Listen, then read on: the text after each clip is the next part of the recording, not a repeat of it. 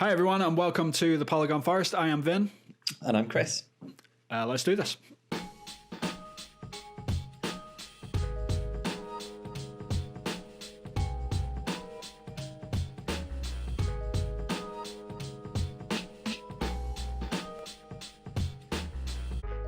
So today we're going to be talking about, what are we going to talk about? We've got some further talk about backwards compatibility and also mentioning a little bit about the sort of stuff that's happening around Sony with MLB The Show. But first, Mr. Jarvis, episode Hello. 3, what have you been playing? I'm still playing Horizon Zero Dawn. Oh yeah, And how's that going? I'm loving it. Yeah? I'm absolutely loving it. It is up there on my short list of the best video games I've ever played, I would say. Wow, okay, yeah. It's just, the more I play, the more I find, which I love about games. The one thing I love about games is that it keeps surprising you as you play. Like, in the old days, you'd have the tutorial and the game would be this, and then you'd know where you were, and the rest of the game was just story and going through the motions, and that was great.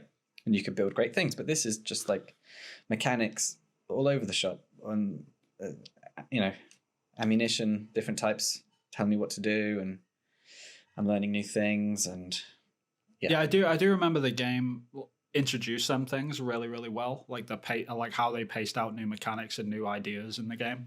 Yeah, like I remember, like I never got bored. Like at any point, it was never overwhelming or anything. So yeah, and I've just figured out that each enemy has their own weaknesses as well, and so that's adding a whole new game thing. changer. Yeah. So I'm like, oh, I can choose. Like whatever ammo I choose is going to make a difference to this. Very cool. So yeah, I'm loving it. Having a good time with it. I am having a good time. As soon as this is done, and as soon as I've started doing some editing, I'm probably going to whack it on again. Yeah, I need to replay it. Like I got the platinum on it as soon as I played it. I put about 100 hours into that game, and then just never went back to it. And I really need to replay it, especially like in the run up to the second one. Like you've hit perfect timing on this, really, if you think about it. Because by the time you're ready and done with this, it's going to be, you're about 6 months away from the sequel. So yeah, perfect. It is great timing. So yeah, that's all down to PlayStation, really. It was always on my short list, but because it was free with the PlayStation, is it PlayStation Now? Or it's the play at home subscription. Play at home like incentive or something, I think it is. So it's like a monthly subscription that you can opt in or out of any time. Yeah. So it's only cost me like £9, I think. Awesome. Yeah, so, you can't argue with that, can you? So there'll be a lot of people in my shoes, I think. Yeah. Like, comment, subscribe if you're also playing Horizon Zero Dawn. Because please do. Yeah. You'll definitely be hearing more about it, I'm sure, like over the next couple of weeks. So yeah. So yeah, I'm probably going to be at the same sort of level as other people. Like all now. So there's probably a community that I should probably reach out to that are discovering it for the first time. I can imagine there is. I mean, I can't see why there wouldn't be, especially because whenever they make games free on that service, like it just I bet the numbers are just spikes again, it goes straight up, especially with a game like Horizon. Like it's such a great game. And there's a whole new community finding that game now because I think it only just came out on PC over the last sort of 6 months to a year or something. So yeah. And that kind of plays into the compatibility article that we're going to talk about. Yeah. So in some ways, PlayStation is doing the right thing, and in others, maybe they're not. Yeah, maybe. Yeah, we'll get to what have you been playing anyway? Pretty much same as last week. I was playing a bit of the Master Chief Collection. Just came to the end of ODST, or I'm near the end. I think I am. So I'm about to go into Halo 4, like in the sort of chronological order of everything. But I also bought Neo 2 last night. I just started playing that. Played the hell out of the first game, so I figured, I might as well give the remaster of the second game on the PS5 a go. And I've just started playing that. I just literally created my character, and I'm just getting murdered in the tutorial section because it's sort of like a Souls-like game that's set in sort of like yokai Japan, and it's pretty much like a Dark Souls game. It's the best way I can describe it. Yeah. If anyone's played the first game. So, yeah. It's crazy that's a genre now. Like, Souls game. Yeah. Souls-like is what they call them, I guess. Yeah, I mean, there isn't too many of them. Like, there's the Surge was Souls-like, and then I played a pixel game not too long ago, which is called Blasphemous, which is sort of like a Souls-like as well, but that's That's more like a 2D sort of Metroidvania. Souls-like, which is like a whole sort of like lengthy list of titles for a game these days. But yeah, that's the world that we live in. So, but yeah, I'm enjoying it. We'll see. We will see. Have you played any Souls-likes? Are you into them sort of games, or you just? I couldn't get into Dark Souls when I first played it. For me, I need a game that I can not feel like it's beating me over the head with. Yeah. Especially if the story is really, again, difficult to engage with. So for me, it's all about the character's journey, the story, and for me not to feel like I'm an idiot. Yeah, good luck with that in a Souls game. Yeah, so with all of that, and I knew it was a big time investment as well, and at the time there was just lots of things that I wanted to play, and so I never really got past the first few levels. Really, I just think it wasn't accessible enough for me. Yeah, I think I didn't really get into them. Like I tried Demon Souls back in the PlayStation 3 when that first came out. I had a bunch of friends that were saying, you need to play this. And I tried to play it and I was like, yeah, this is horrible. Like, why is anyone playing this? Like, I'm just getting murdered. Why is this fun? I tried Dark Souls 2 like a few years later. And then I didn't really get into the series until I finally got around to playing Bloodborne. That was the first one that did it. Yeah. And yeah, I mean, to everything that you've just said, like in terms of characters and things like that, like there's no memorable characters. There are characters in the game, but there's no, to what we're used to, like a sort of catered story of going from A to Z, like having a nice spine of a story, having like a 3-act structure. Like Souls games don't really do that. It's all like really heavily lore based, and it's all about the gameplay basically in those games. People will argue that there is like, oh, there's so much story, you just haven't found it. You need to dig into it and all this sort of stuff. But it never, you have to be really, really invested in it. Story. I want it to be. Yeah, I'm the same. Splattered on my face, and for me to just open my mouth and move it up and down for me to get the story in. That's the kind of. Here comes the aeroplane with the story. Yeah, I'm the same. I think character arc, yay! Right. Yeah, I mean the difference between Bloodborne is probably the best sort of most polished Souls game, I would argue. Like a lot of people prefer like the medieval sort of aspect of all the other ones, but I just prefer like the way that Bloodborne looked. It just it ticked all the boxes for me, but still have my sort of Souls like problems with it, which is a whole different discussion. But yeah, other than that, but I'm looking forward to getting into Neo too. Like I really enjoyed the first Neo game because that was probably the most. They're a bit, I don't know, they explain things a bit better in the mechanics of the actual game, and it does actually have a story in Neo. It's not great in story, don't get me wrong, but it's enough to sort of push you through to the end and actually want to progress and not just like pull your eyes out because you're constantly getting murdered by things. But yeah. And is Bloodborne 2 coming out as an Xbox exclusive? Is that right? You talking Neo 2? Sorry. Yeah, but it's Bloodborne 2. Was that built up by there's no Bloodborne 2. It hasn't been announced or anything yet. But what am I thinking of that I think is Demon Souls-esque that's Xbox exclusive? I don't think there's anything exclusive, but you might be thinking of Elden Ring, which is the next sort of Souls game that's coming out from Software. No. Okay, I'm confused. Because that was shown at an Xbox conference. That was the only thing. Oh, okay. No, okay, got my wires crossed there. No, it's all good. There's so many of them games. Like you can't keep track of them all. Can't keep track of it all.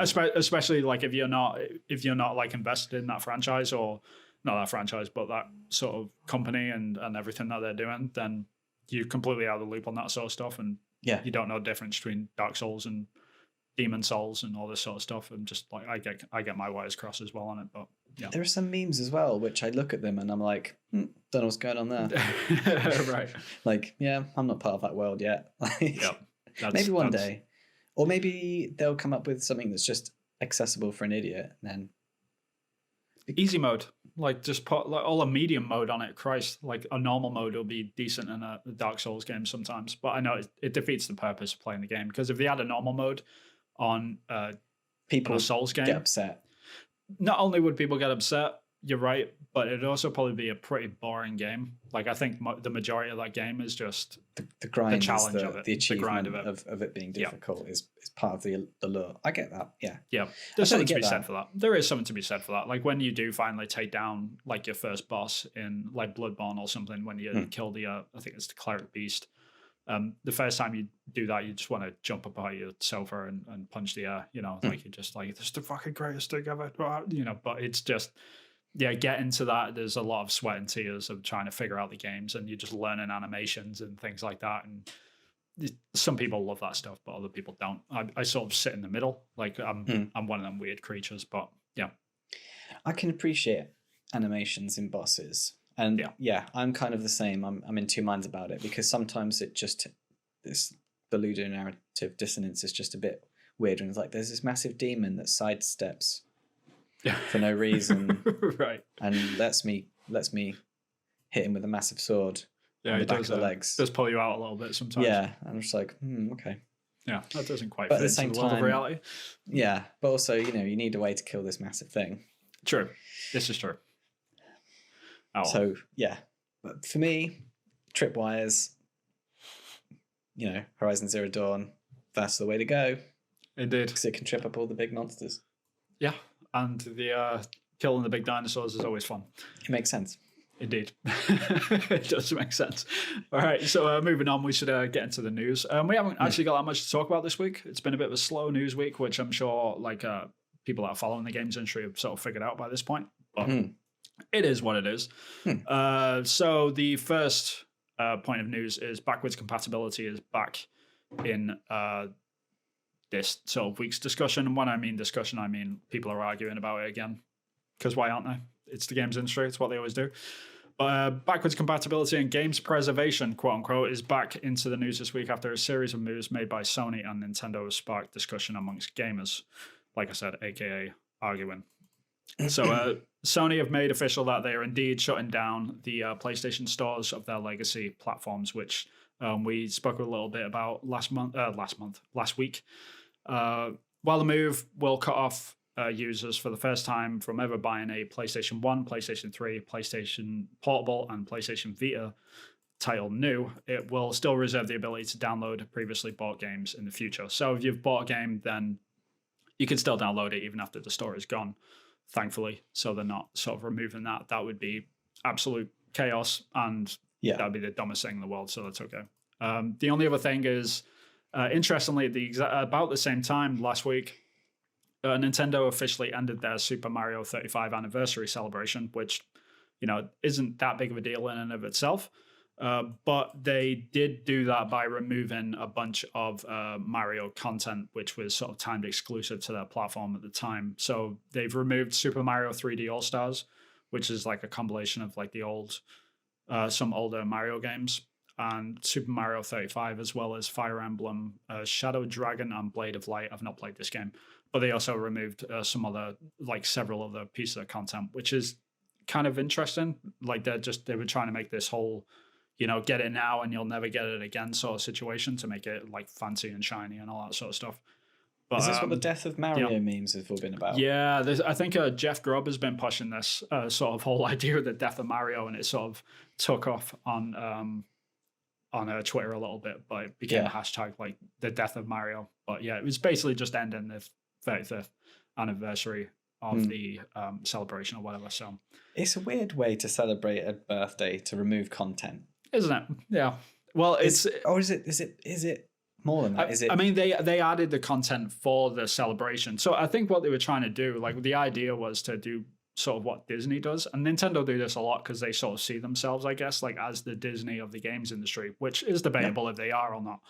And they did this thing to say, okay, we're only going to have this on the platform for 1 year, and then we're going to remove it, and it's going to be gone forever. So get it while you can, like it's part of the celebration.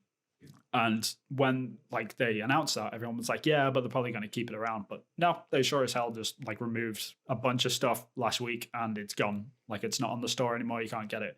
You can still buy it physical from the places that are still selling it, but I'm pretty sure it's going to be out of production as well, so they're not going to be making the physical copies anymore. So hopefully they'll bring something kind of weird again another time. Yeah, because if I do go down Nintendo console route next. I want me some Mario games.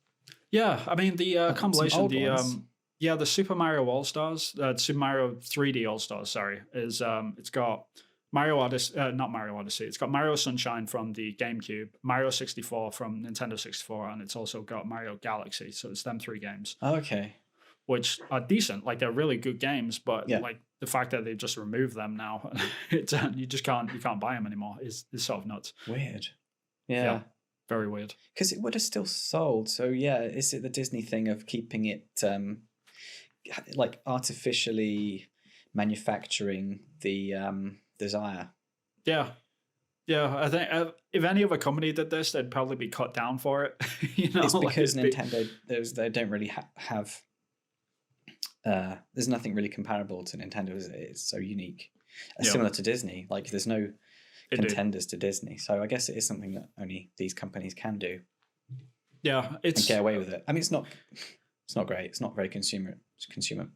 Well, that's the discussion, is it? It's about like how good of an idea is this? Like it's nice to have some sort of special sort of exclusivity for the fans that really love this stuff, and I'm sure like a bunch of they probably got most of the sales out of this game anyway, but the fact that they just removed it like brings into question this whole idea of backwards compatibility. I mean, like I put in the opening to this like games preservation in quotes because like I'm not of the belief that games preservation is really an issue when piracy exists. Like removing the discussion of piracy and how pirates sort of preserve games in the industry. If you just remove that from this discussion, then it's sort of, it's hypocritical and it's not really true to the discussion. So I don't buy into this whole games preservation thing. But it's an argument as old as the games industry, and because it dates back to the film industry, really. To me, pirates will always pirate something. The technology will exist, then it will happen. And obviously, it's an arms race to make it as difficult for the pirateers as possible. But at the end of the day, if someone wants to buy something, they'll buy it. And if they can pirate it, they might. And if they can't, then they won't. So the money that people lose is not related to how much piracy can exist, in my opinion. So the amount of pirated stuff does not mean missed sales, because most of those games that are being played by people that didn't pay for them wouldn't have bought them anyway. Yeah, no, that's a fair point. I mean, I like the stand I sort of have on piracy in general is that I try not to. I just don't. I guess like I don't pirate any games that can be bought on another platform or can be like if the platform still exists and is thriving. Like, I think it's just ethically wrong to pirate a game at that point. Like, people are pirating Switch games right now, and they can emulate them on their PCs. Like, more power to them, I guess. I just don't think that's fair. But if a games console, like now, the Vita and the PS3 and the PSP are now fading out completely. Yeah. Like, they're literally removing the stores. You can't buy them. Can't blame people for wanting to. Exactly. In a year's time, if someone says, I'm really interested in a game that was on the PSP, I can't get it any other way. I can't, I can't buy it firsthand anymore, so I can't support the publishers or the developers directly. Like if I pirate the game, it's literally no different to me buying it secondhand. Like in terms of like financial gain for the industry itself. So more power to them. Yeah, like after the fact when the console's sort of been put to bed, as it were. Yeah, so, it's a weird one. It's odd. I don't quite know what to make of it. The only thing that made me think was maybe there's something in the pipeline down the road. Yeah. I mean, it is fascinating because I mentioned this last week. The whole the timing of this is sort of weird. The fact that they're sunsetting the PlayStation stores in July, which is around the time that they would do sort of an E3 conference, it makes me think that they might have something else up their sleeve. Whether that's something to do with PlayStation Now or if they've got some other backwards compatibility thing in the pipe. But I really like the other part of me tells me that's probably not the case, and they're just literally killing these things off. So yeah, with PlayStation, it's unfortunately it's usually the worst case scenario is what the reality is. Yeah, in terms of backwards compatibility, anyway. At the moment, yeah. I mean, PlayStation 2 was put to bed a long time ago, and we've not really seen a resurgence. Like they had, I think it was about 16 to 20 games or something were put onto the PlayStation 4 store at some point, but they weren't the best games. The majority of games, yeah, then they're not too great, but that's pretty much it. They let that slip out. So.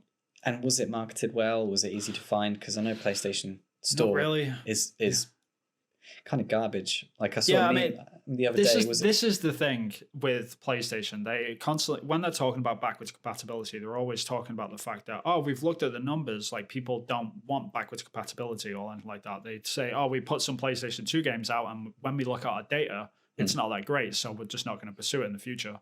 They keep saying that, but the fact that they've got not great games on their backwards compatibility for the PlayStation 2, if that's the data that they're running off to go forward with all the backwards compatibility for PlayStation 3 and PlayStation 1, Vita and PSP, actually, like because you could put those on console theoretically without a problem. The fact that that's the data that they're going off is sort of disingenuous. Like I think a lot more people would probably enjoy the games than they actually think. Like if they actually had a market to actually show true data for backwards compatibility and how much people do enjoy it, but who knows? And if they had a better algorithm on their store as well to show people things, right? Because I've tried to find things. It's difficult to find things. Yeah. Like when I went looking for the Uncharted stuff, it was tricky to figure out what to buy and how to buy it. And it's all changing around at the moment with the PlayStation Now stuff as well. So it's I think so too. It's in a bit of a state of flux, I think, at the moment. Hopefully they'll sort it out. They'll smooth that out. But yeah, if you bury a load of old games somewhere that people can't find them and they don't get played, that's not a good reason to give up on them, I don't think. Yeah, I mean, it's kind of funny, like speaking about this story, like on the flip side of all of this, and I think Xbox sort of took their chance while they could, and they probably had this lined up for like in a month's time or something, but they went ahead and did it. But they announced that they were bringing a load of Xbox 360 games to their cloud services, the xCloud thing. And so they did a big media push to talk about backwards compatibility and how important it is to them and stuff. And it's like, yeah, I know what you guys are doing. They're getting cheap shots in. It's funny how it's lined up though, because these things would have been like a large container ship in a Suez Canal. It would have taken a long time to get going in that direction. Yeah. And it's just interesting that these things are happening at the same time in the same media. Yeah, and it's crazy that it's happening between like the three biggest players as well at the same time, but in different respects as well. Like the whole thing about Nintendo and PlayStation, it's completely different to what Xbox is doing and vice versa. But it's interesting.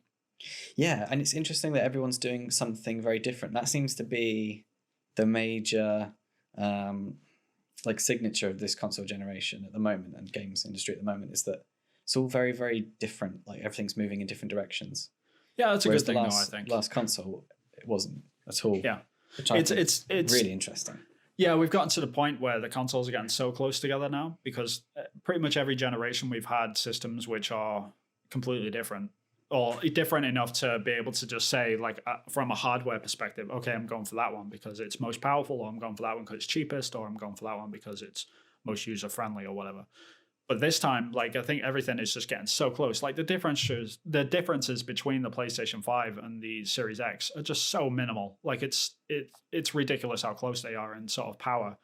Like, you almost think that they must have been talking to each other to sort of like cut a deal to say, okay, how much RAM have you got? Okay, we'll do that much RAM and stuff. Like, they must have teraflops here and right, really minimal amounts. And now that the Switch Pro is sort of getting rumored to be close to what the PlayStation 4 Pro is, like, it's going to be really close to everything that we've had. But this time, like, now that everything is so close, I think they're starting to look at the software features themselves and like, how can we sell this thing in a different way? And it's cool. Like, I like the fact that people are sort of staking their ground on this stuff, because it's only good for consumers, because we're just going to get all these crazy options, which is great.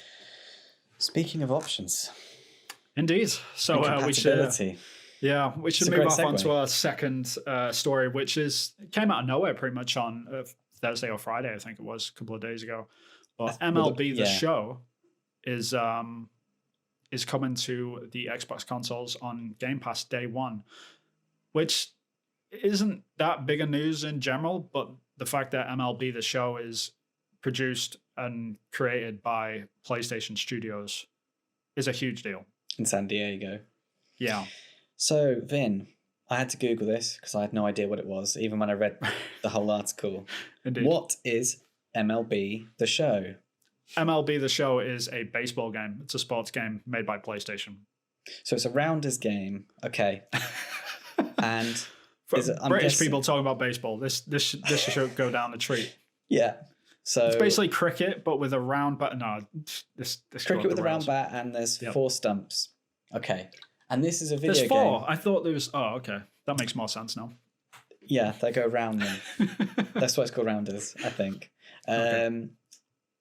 Yeah, we just insulted a lot of American. Right, I know. Apologies to our American friends. The 12 American listeners, right. Apologies. Yes, MLB The Show, baseball game. It's compatible with PlayStation, and you can play it on Xbox Game Pass. Yes, so it's coming Thursday that it comes to Xbox. It's going on to Game Pass. It's MLB The Show 21, so it's a yearly thing that comes out. But on day 1, when it comes out on both consoles, it's going to be on Xbox Game Pass, which is insane because the game is $70 on the PlayStation 5. I think it's $60. I think. No, it's $10 more now with the next console. So with the PlayStation 5. Yep. So you pay $70 on PlayStation 5. Now this is the discussion, yeah. Or part of your Game Pass on Xbox. Yes. Wow. Yeah, isn't that fascinating? I mean, the interesting thing is like Game Pass. I think it costs like $200 a year or something for Game Pass Ultimate. Yeah. So for a good 30% of that price, like you're buying one game, which is sort of nuts. Yeah, it's interesting because this is such a unique thing because is it Major League Baseball? Is that what MLB means? Yeah. Okay, so that's an American thing, and it's a sport. That's very unique in the games industry itself. It was created by Sony, so it's a unique game from a Sony studio. They've made a few of them, I think, from reading the article. Yeah. So this is something that they're used to doing. So it sounds like a deal has been done. I would suspect the Major League Baseball corporation, society. It's a whole corporation, I guess. The company, the people in charge of Major League Baseball, they're probably the ones that would want it to be on all the consoles, I would imagine. Yeah. I mean, the interesting thing is about this is because it's developed by PlayStation. Like when you watch the trailer for MLB The Show 21, like the actual game trailer itself or the Game Pass sort of announcement, first thing that flashes up is PlayStation Studios logo on the official Xbox website, which is crazy to me. Like it just like looking at that, you take a step back and like, wait a minute, like this isn't normal. Like, it's never happened before, to my knowledge anyway. Like we've had time exclusives and stuff like that where games have gone over, but the only other instance where this has really happened, and that's because it was an after the fact sort of thing that happened, was with Minecraft. So Minecraft is owned by Xbox Game Studios, and that's on the PlayStation platforms. So when a new DLC or something comes out, then it's sort of advertised as such on PlayStation's website as well. So it's this really this doesn't happen often, and I think it's very odd. Yeah, I think the reason why this has probably come around is because of whatever deal has happened in the background of this.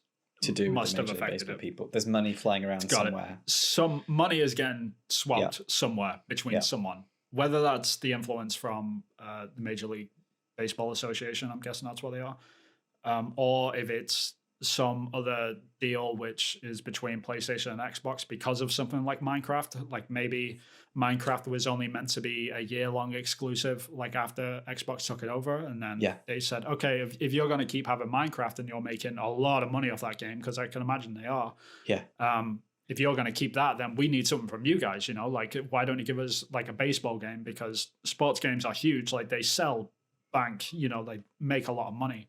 So and they're quite efficient as well, aren't they? Because once you've got the everything down, then it's just iteration, isn't it really? Which is cheaper. And especially if you've got a team dedicated to doing it, knowing what they're doing for years at a time in some instances, that can drive the cost right down. It comes in on budget, it comes in on time, that sort of thing. When it comes to sports games. I hope, that's an interesting take that you've had on it, that it was part of an existing deal. What my hope is is that it's a new deal. It's my hope that this is a scapegoat to test the waters of selling games. Well, saying that, like, what do you think about the idea of like a Horizon coming to Xbox or a Halo coming to a PlayStation platform? Like, is that the future that you would want as a consumer, or 100%? I don't want it to matter what console I buy. I know I've got to spend X amount of money getting the most up-to-date hardware, but for me, I don't care like what the badge is. Like, I'm not a fanboy in the slightest, so I care about IP, and it just comes down to there's lots and lots of factors. People don't think that there is, but when you buy something that costs that much money, there are so many factors. And this day and age, it's what's available. Do you know what I mean? Like, what can you get your hands on? You're very lucky to be able to get both. Oh yeah, people still have struggles. Yeah. I've not really even tried, to be honest, because my financial situation at the moment is I need all the money in my account. Right, you're buying a house. So yeah, that'll do it. I can't have 500 quid just fly out the door, sort of thing. Yeah, I go back and forth on this a lot. I mean, the whole, like, as a consumer, obviously, like, yeah, I think I would want to buy one console and be able to play everything. But at the same time, like, I kind of feel like I know, like, a lot of exclusivity deals sort of drive a lot of people to buy console A or console B. And, like, they're obviously unique companies, and they're on different ends of the planet, and they're on different ends of the spectrum. They're rivals at the end of the day. They're not going to pat each other on the back, I guess. So, like, exclusivity is the only thing they've really got. Competition's healthy. Great. Yeah, it's great for the industry because it means you constantly want to better people. Yeah, I mean, if PlayStation didn't have such a bad first half to the generation of the PlayStation 3, we wouldn't have things like Horizon Zero Dawn or things like The Last of Us or God of War and stuff like that. They probably wouldn't have gotten funded if they had like a normal generation. They would have just been like, yeah, we don't really need to branch out. We can just keep paying off third parties and get exclusive deals and stuff, and we can just carry on as normal. Yeah. But now they've got this awesome catalog, which didn't come out of nowhere. It came out of them struggles. Yes. Without exclusivity, them struggles don't exist on either side of the fence. That's why Xbox is having such a good generation so far right now.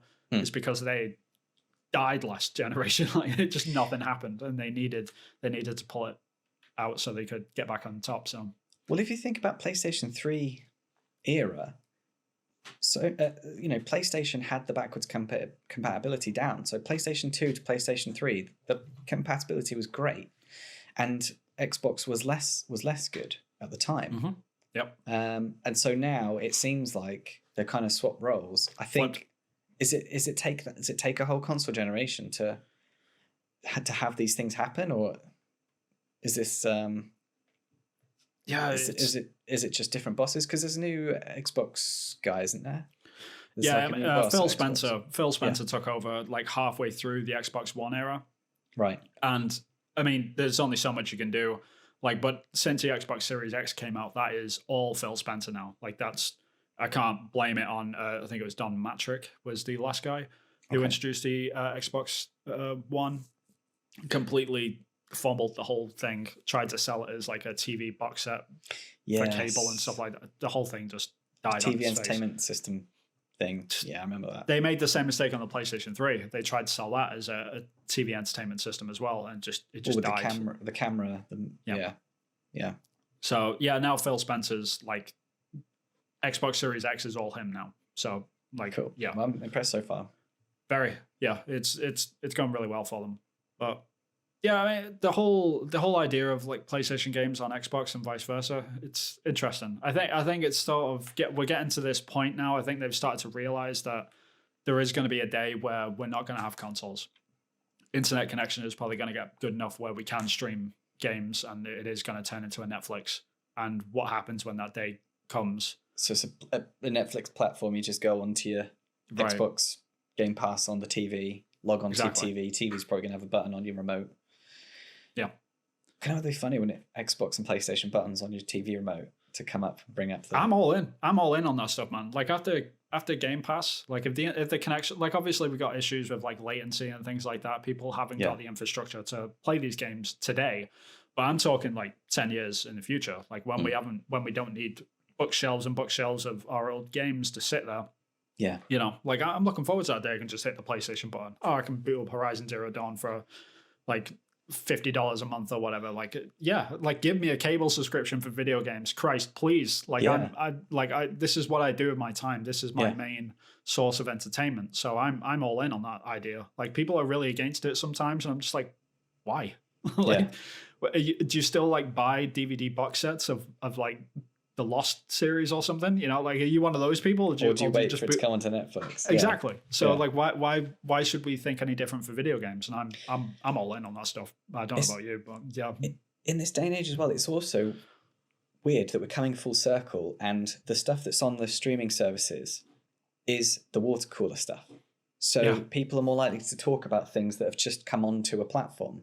And that is becoming the social hub, which is really weird. And I never thought about that until literally today. I was talking to someone about what was the Tom Hanks Castaway film. Okay, it's come on Netflix, and so now that's the water cooler moment.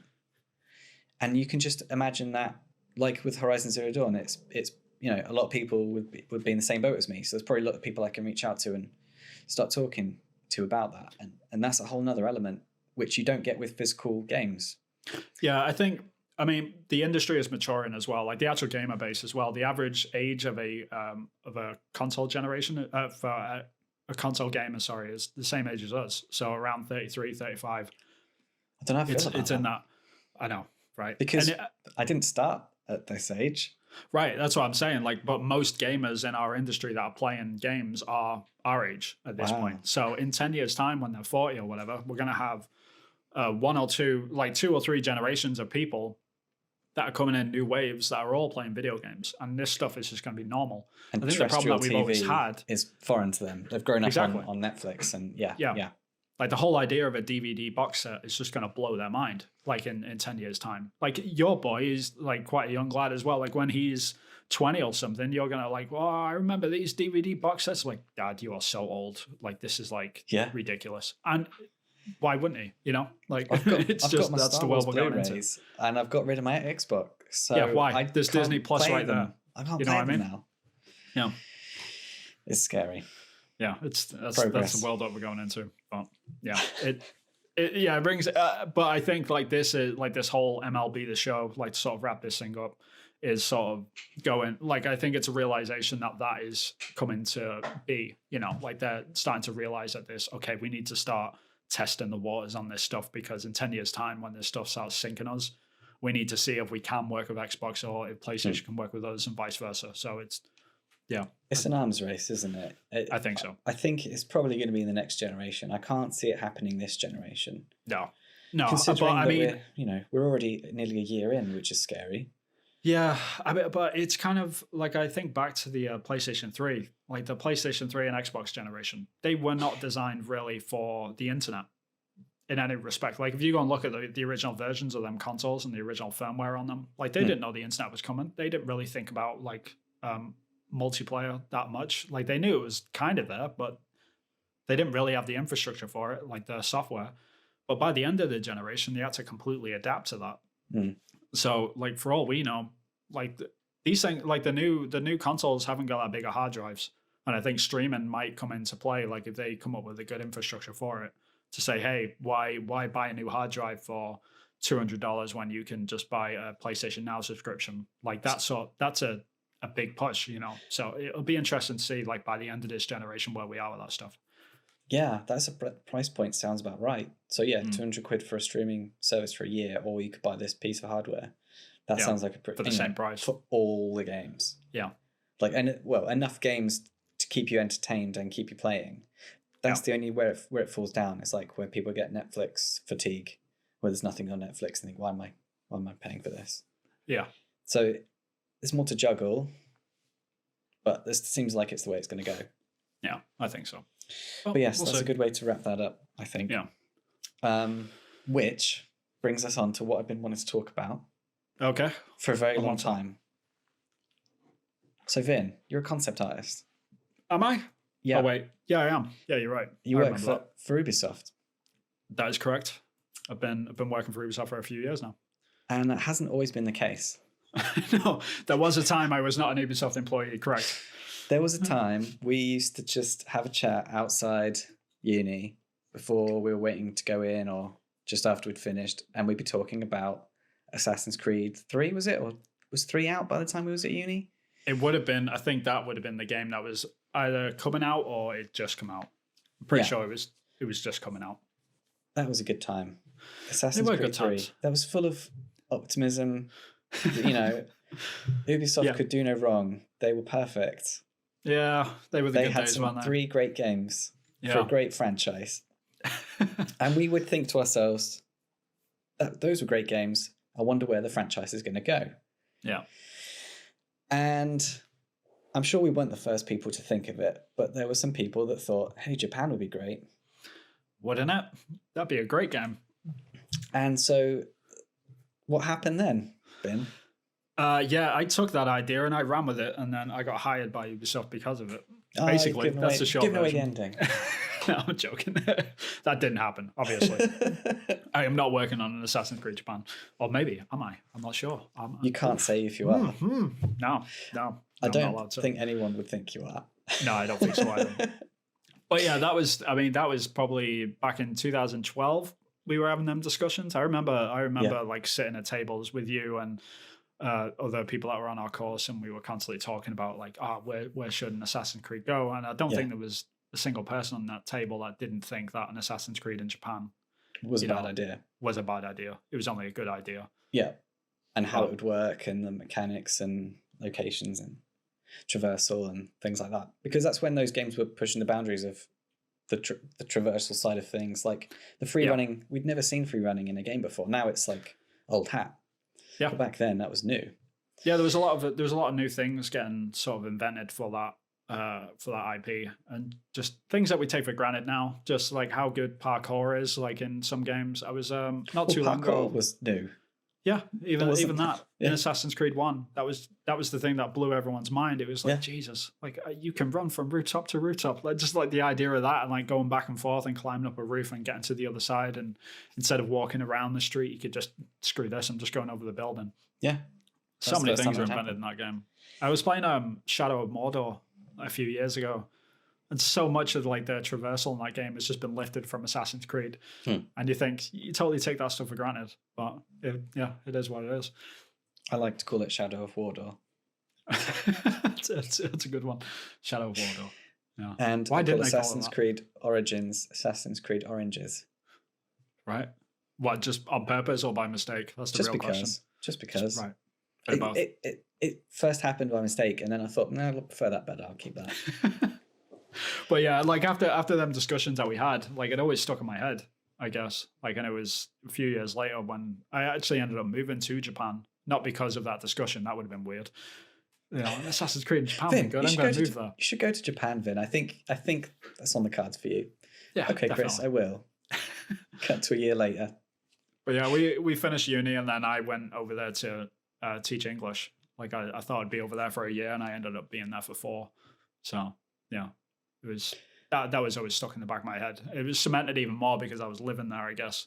So did you go there to just change of pace? Did you go there to try and get in the industry? Did you think that was going to be the way you would get into the games industry?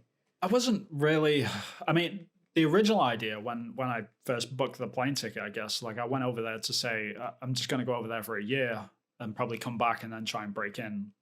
Right. That was the sort of thought, because just the idea of trying to break into the Japanese games industry when I was still living in England was just, that was a pipe dream. Pie in the sky sort of stuff. Right. Yeah. I mean, I'm going to go and work for Squaresoft and we're going to go and make the next Final Fantasy and stuff like that. Yeah. Who the hell does that? But it's a lot more common than you think. But yeah, I never intended to break in while I was over there. So you were working on a portfolio then? You were building up pieces? You still kept drawing? Pretty much. I mean, I was there for a year, and I thought I'm probably going to go back after a year, but I ended up meeting my now wife when we were living over there, and so I ended up staying for longer. So the second year that we were there, I started getting itchy again, and I was like, I need to start building my portfolio. I don't want to be an English teacher forever. So then that's when I started trying to like build a portfolio. And the way that I went around that was basically I would just try and come up with a new idea for a new game. I'd spend a month just working on that. and then I move off onto the next one. So then that way it sort of diversified my portfolio as much as possible. But So it's there that you decided to do the Assassin's Creed Japan art. it was a bit of that, but it was more because I was already applying to studios. Like I built up a portfolio over the second year, and I was starting to apply to places, and I was keeping like a tally. I had like 100 different studios that I wanted to sort of apply to, and Ubisoft was at the top with like Naughty Dog and things like that. Like they were up there, so I was just chipping my way up from the bottom to the top. Really? I'd have gone from the top down. Yeah, most people would, but like the thing is, like my portfolio was getting better every day, so I wanted to save the best to last sort of thing. I see. Yeah, so I was sending stuff off and just constantly getting either no replies whatsoever, which was 90% of the time, or you would get like the inevitable, your style isn't really what we're looking for and things like that. And I eventually, like, I got to the top and I applied to Ubisoft and they didn't reply. And I was like, fuck, like now what? Like I've been applying to all these places and just nothing is happening. Well, thanks for listening to the podcast, guys. And that was a really good really good I've been doing that for the last 5 years, and that's it. If you were interested in this episode, then please feel free to join us next. I'm just joking. That didn't happen. So you got rejected. Everything was a no. Everything was black and bleak and all that sort of like. This is where the sad violin music comes in, and I'm walking down the street at midnight, like it's raining. I'm crying. And you're crying. All that sort of stuff. Like walking towards the off license to get a pint of beer. I don't know. But yeah, I was pretty bummed out about it, I guess. And then I ended up, like, just out of pure frustration more than anything, I contacted the recruiter that works at Ubisoft in Montreal. I was like, yo, what the hell is wrong with my portfolio? I need some feedback because I've been applying to all these places. I'm getting really frustrated. Like, can you just help me out, point me in the right direction? And I was pretty forward with him because I'd probably written to about 20 different recruiters over that year, and none of them ever replied. But he did reply. That was the weird thing. Like, he actually got back to me. Right. And he broke down to me and he said, like, you need to look at our IP and figure out, like, what you want to, like, how you want to fit in with our studio. Like, if you want to work on some, like, Assassin's Creed or Far Cry, like, most of our projects in our studio are just, like, photorealistic. And at that time, I was doing, like, a load of fantasy landscapes, like, really tropey stuff, which all concept artists go through. Like, if you go and, like, look up tropey concept art, it's always like random mountain range with castle in the background and a guy with a stick like in the foreground, like it's always the same stuff. Your stick salesman. It's hilarious. Saga. Stick salesman. Yeah, I love stick those salesman, though. Saga. But they're so good. I love that's like, I want that stuff on my wall. That's the stuff I love. Yeah, it's good for illustration, but it's terrible for concept art, which is a whole different kettle of fish, I guess. I mean, it looks good, but like how useful is that in production? Like, how are you going to walk there on it? How are you going to...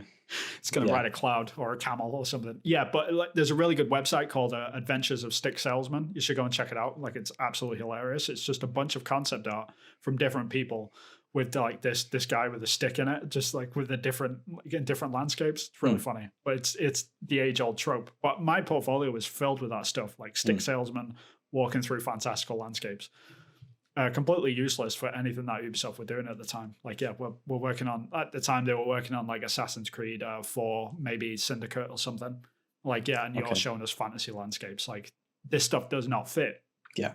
Go away, figure out like what you want to work on and show us how you can fit into our studio. I was like, all right, I will. So that's what I ended up doing. Like, I sat down and I thought about it. And I remember like things like having them conversations with you guys in uni. And just like constantly having this game in the back of my head thinking, an Assassin's Creed in Japan would be amazing. It's like, all right, I'm going to do that. So that's pretty much how that came about. So you did the art. And for anyone that hasn't checked out Vin's portfolio, I would highly recommend it. You've recently updated some bits and bobs of the Assassin's Creed Japan project. Oh, no, of your portfolio. Where can you find your portfolio? I'm always... Yeah, people can find me on ArtStation. If you search Vin Hill art, then you'll probably find me on there. Okay, so go check it out so you know what we're talking about. Yeah, a bit of context. Then you can have a look and you'll see that there's some awesome Assassin's Creed type art there. So you've got this portfolio, you've got these new pictures, you've got this newfound energy to create some work based on IPs you want to work with. Yeah, there was I gave myself a month. I think that's how much I sort of wanted to dedicate, because I didn't want to waste too much time, because if Ubisoft, like if I did these pitches and Ubisoft said no, I was going to go to the next studio and then start working on the same thing for them. Because no one is ever going to make a game based in Japan where you have swords. Exactly. And it's open world, and that's never going to happen. Never. So I was like, you know what, I'm just going to move on. Only Ubisoft. They're the only company that can do it. Obviously, we're joking about Ghost of Tsushima, but yeah. So I gave myself a month, and I thought, you know, I'm gonna work on this for 1 month, and then like move off onto the next thing, which was probably Naughty Dog. I think I started doing like a Last of Us set in Japan, like straight after that. So I spent a month just on these images, which were it was like a character design for a main character, and I sort of had an idea for a story in my head. So it was set during the Meiji Restoration, which is in the 1860s. The time when the samurai are sort of getting faded out completely and getting replaced for like sort of like a national army. And that's when like going into World War II and all that sort of stuff. But it was sort of that transition period when Edo became Tokyo and stuff like that. So really, really fascinating time in history for Japanese history anyway. So I sort of ran with that. I did some sword designs, did some designs for different cities and locations and stuff. It was probably about 8 concepts altogether, like pretty in-depth pieces, I guess. But I sent them off, didn't get any word back. I thought, okay, I better move off and just sort of forget about this and move off onto the next things. And that's probably when I started working on the Last of Us Japan stuff. Started working on that instead. And that was in the October of 2014. And then on November 4th, I think it was November 4th, I woke up to a random message from a friend. He was like, yo, you need to go and check out Kotaku. I was like, why? What's happening? It was like, just go and look. And I went and looked on the front page, and there was an article which just basically said, I think the title was What an Assassin's Creed in Japan Could Look Like. And it was just a feature with all of my concepts in, which was just ridiculous. Like, it was insane. And that was a day. I remember reading it and just going, that was my first time where like I'd seen work and then I'd seen news happen on the work that I'd already seen. And it's like, I know these. This is on a major website. What's going on? And my mind was just like, it runs backwards a little bit, right? And that was pretty much my whole week, you know, like just that whole thing, like just not really realizing what the hell was going on and trying to understand it. And I got in touch with the writer that like did it, and he was like, oh yeah, man, I saw your stuff on DeviantArt or something. It was probably back then. And I was like, what the hell is happening? But yeah, I literally woke up because I had Google Alerts set up as well for my website and my name and stuff, just in case like if any of this sort of happened on a much smaller scale. I was never expecting anything like this. I had about 100 Google Alerts hit me all at once. I think my personal website, which was linked in the Kotaku article, got... Oh, that's good. I think that got like 250,000 views in the first week, which I was really annoyed about because I didn't have any ads running on that website. Oh. Right. Devastating. That would have been a good bit of revenue. Indeed. But no, I wasn't. I was more like excited more than anything. It was only like later on I thought, you know what? Crap, I should have put some ads on that. That's cool though. So that's good. I mean, there's been, over the years, I've seen some like unscrupulous articles that don't even quote artists, but they managed to link your stuff and I mean, I was quite lucky with that stuff because after Kotaku did it, like what happens, like Kotaku writes something and then it gets filtered down to all the other websites. So I got featured on like an IGN Daily Fix thing in Germany, like that happened, and then it got shown on College Humor, and then it was like it just filtered down to about 20 different websites in about 10 different languages. And I constantly was getting pinged by Google Alerts about this sort of stuff. And most of the time they were constantly like linking back to either the original Kotaku article, which I was fine with because that linked to my original website, or they found my personal stuff and linked it directly there if they didn't want anything to do with Kotaku. So people were pretty good about it. So that's cool. It's interesting they didn't, like, I don't understand why people don't reach out to the artist before they're doing an article. Like, can you imagine? No, they never do. They do the feature first and then just hope that the sort of credit which they give is good enough. Yeah. Which is weird, isn't it? I guess that's the industry. That's just part of it. Because if you say, I don't want you to, they're going to anyway. Right. Yeah. I mean, they always say, like, all news is good news, you know? Like, that's the sort of way to go about it. And it kind of worked out in that respect. And I've had it a couple of times, like since where I've done other pieces which have been picked up, because the sort of tactic which I go for when I'm working on fan art, like I never just do fan art. Like I never just like if I'm doing the Last of Us fan art or something, I never just like draw Joel like in a pose, like, oh yeah, we've seen him in that outfit, we've seen him look like that, we know where he is, he stood in Boston and stuff. I try and twist it up a little bit. Like I do an Assassin's Creed set in Japan, I do like a Last of Us that would be a sequel or a prequel or set in a different location. So it's just a little bit different. Like people know what it is, but it's different enough to be unique still, you know? So inevitably what happens, like other like outlets pick it up, sometimes maliciously, or YouTubers will pick it up and say, hey, check out the next sequel to Assassin's Creed. And then it's all my Assassin's Creed Japan stuff. And it's like, it's not a sequel. It's not official. It's just how it is. You found a piece of fan art basically, and you're running a lie. Yeah. But it's interesting that's happened. Now you work for Ubisoft in Montreal. Yeah. And it pretty much was a direct result of that. And after the feature, I think I had about 20 different emails from different people, and three of them job related. Yeah, basically, people offering me work, freelancers, and that's how it works. Like someone explodes like that, and it's just instant work straight away. And I had a couple of like indie movies to do straight away, and that was super exciting. I had to pretty much work on those over like the Christmas period. Like I think me and my wife went to the States that year, and I had to buy like a Wacom tablet while we were over there just so I could like finish off these concepts for this indie film that I was working on. Wow. Yeah, so it's crazy. But I had a few emails from people that worked at Ubisoft. Like one of them was from one of the developers that worked there that said, this stuff's awesome. We need to make this sort of game and stuff. It's like, yeah, they totally already know about this idea. And then I also had one from the Ubisoft Montreal recruiter, the one that I spoke to originally.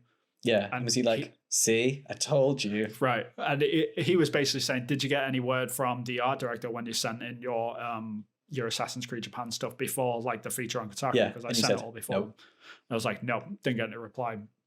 So like the Ubisoft Montreal to work on an Assassin's Creed game pretty much stopped there. Like that was the realization. Like, okay, like even though all this attention's come my way, like I'm still not good enough to work at Ubisoft in Montreal. It's just too big of a studio. Like the game is too big, and like I'm rightfully so. Like since being in the industry now for like 6 years, like I know that they hire like the super seniors to work on stuff like Assassin's Creed. Like the people that have been in the industry for like 15 years and stuff, like they get all the juicy stuff, as it were. So yeah, which makes total sense. Like they're working on a massive franchise, so they've got to employ the best. Yeah, and there's all that people, you know, all the people that have been in the industry the longest, they want to work on those big IPs. Exactly. And yeah. Yeah, why wouldn't you? Exactly. They're not going to go, oh, I want to work on this new thing. I don't want to work on the reason the reason I fell in love with video games sort of thing. Right. Know? Yeah. So, no, yeah, you're right. So I can understand from, you know, the Montreal side of things, the art directors, they must get a lot of stuff through. They must get a lot of portfolios. Can't even imagine. Yeah, and I've since learned that there's obviously other people that have come up through the woodwork that way. Like there was, like if you look back at 2013, 2012 or something, there's like a bunch of concepts that were floating around, and I didn't see this stuff until way later. But there was a bunch of concepts going for like a Victorian-styled Assassin's Creed set in London, and I was like, that's interesting, because that eventually did come around to become Assassin's Creed Syndicate. But the person that did it, like, pretty much did the same thing which I did a series of concepts to kind of show Ubisoft, like, hey, I'm good enough to work in your studio. Yeah.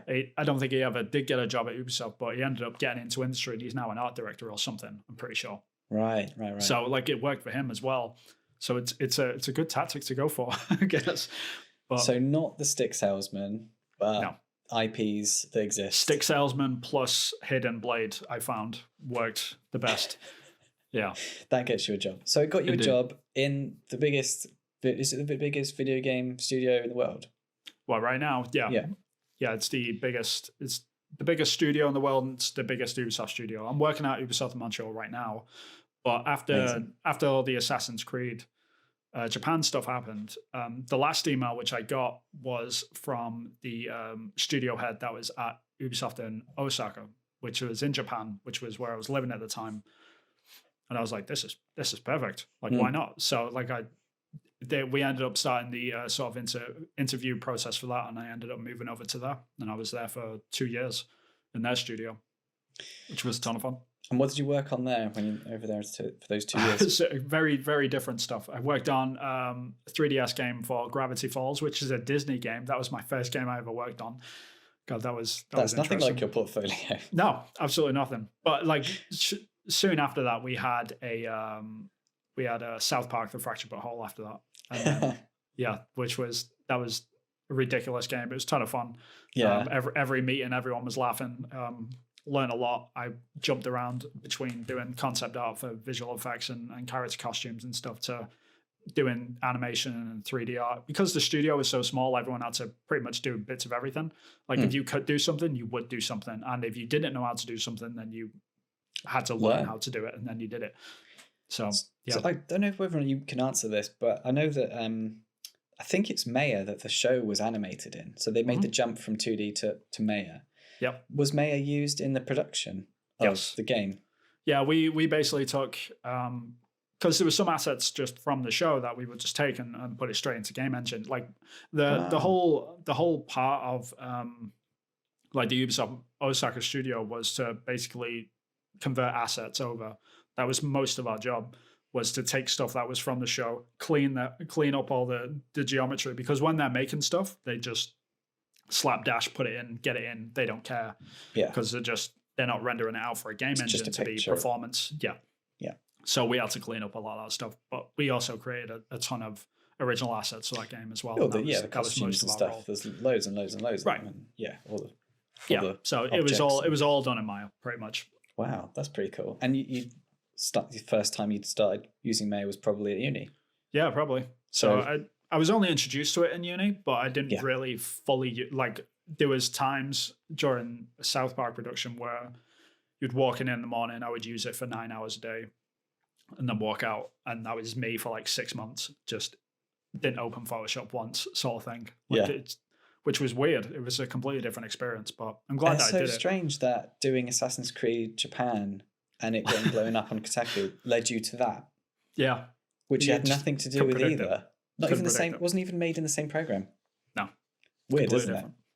Yeah, I mean, strange. the only like bit of Assassin's Creed which I touched while I was at Ubisoft in Osaka was one of the character costumes. They had like one of the superhero. Like if you've ever played the South Park games, like they all act like Marvel superheroes, and there's an assassin superhero. And they were in a meeting and everyone was talking about it, like, oh, what can we do for the assassins? And I just like, excuse me, how are we not doing an Assassin's Creed character right now?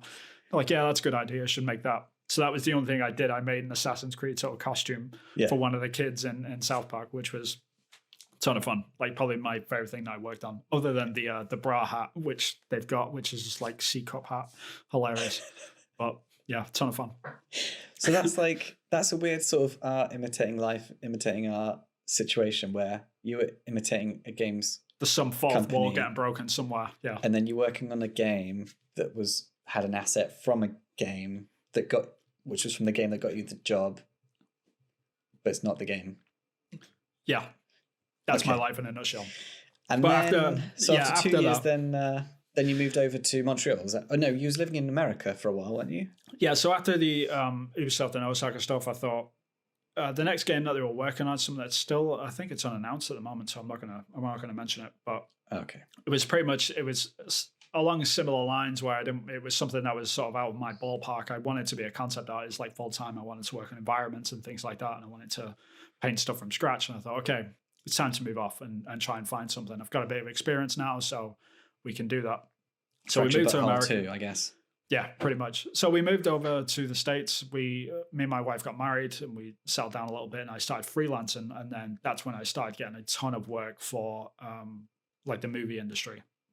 So I was working freelance pretty much for a whole year straight, like a year and a half, I guess, of just working on visual effects, working for visual effects houses like Frame Store and The Mill and a few others like that. But people that are outside of industry don't really know who them companies are, but they're massive figures within the sort of visual effects studios. Like Frame Store do a ton of stuff at Marvel and things like that. But I was mostly working on commercials and learning how to matte paint and doing concepts for like adverts and things like that for Budweiser and Apple and things like this. Ridiculous stuff in and out, but it taught me how to like work really, really fast, which I was really thankful for. But constantly in survival mode, that was the only thing which I hated about it. I mean, I've never liked working freelance. I just don't like the whole idea of coming into a project, working on it for 1 week only, and then leaving, and then you're just never a part of a team that actually grows and builds something that like that you can really be proud of or anything. Yeah. So yeah, I mean, after that, I was doing that for a year and a half, making okay money. Like it was pretty good. And then I thought I should probably start applying to see if I can get into any other studios. And I got an email out of the blue from the Ubisoft Montreal recruiter, which I'd contacted back in 2014 to see if I could get a job. Whoops, knocking the mic all over the place. And he got in touch and said, "Hey, are you interested? Like, we're looking for someone to work on Watch Dogs." And I was like, "Yes, please." So then, yeah. Did you have any futuristic stuff in your portfolio at that time? Zero. Absolutely none. Yeah, this is the thing that it happens all the time, man. Like, this is how it goes. And irony, like I was talking about before, I only had like fantasy landscapes with Stick Salesman and in Fantasy Landscape, and that was the reason why I wasn't getting any work. Still happening to this day. Like, I've got all this stuff and I never get to, like, I haven't drawn grass in like 3 years, you know, like all the projects I've worked on. But yeah. Yeah. So yeah, I mean, once I got contacted by the Ubisoft Montreal recruiter, we started the process for that. I got interviewed by the art director and probably the associate producer on that project, and then that got the green light. And then we ended up moving from the United States over to Montreal in Canada, and that's where I am now. Wow, that is a cool story, though. It's quite cool story, bro. Yeah, cool story, bro. I mean, that like moving across the world, moving countries 3 times, getting a massive Kotaku, story on the internet blow up. You went viral, basically, is what happened. Yeah, it was a bit weird. Like I never like using that term, like going viral or whatever, but that is kind of what happened. Like it did, because it was like beyond your control, and it grew more than what you could influence. That was the strangest thing about it, was like it just becoming its own thing, you know, like this entity that just I couldn't grab it anymore. I couldn't control it. It just ran away from me, and that was it. So I guess people can't really follow your footsteps in terms of trying to get into the industry. If there's anyone that wants to get into the industry, concept art, is the advice still correct? You know, create the IPs that you want to be working on.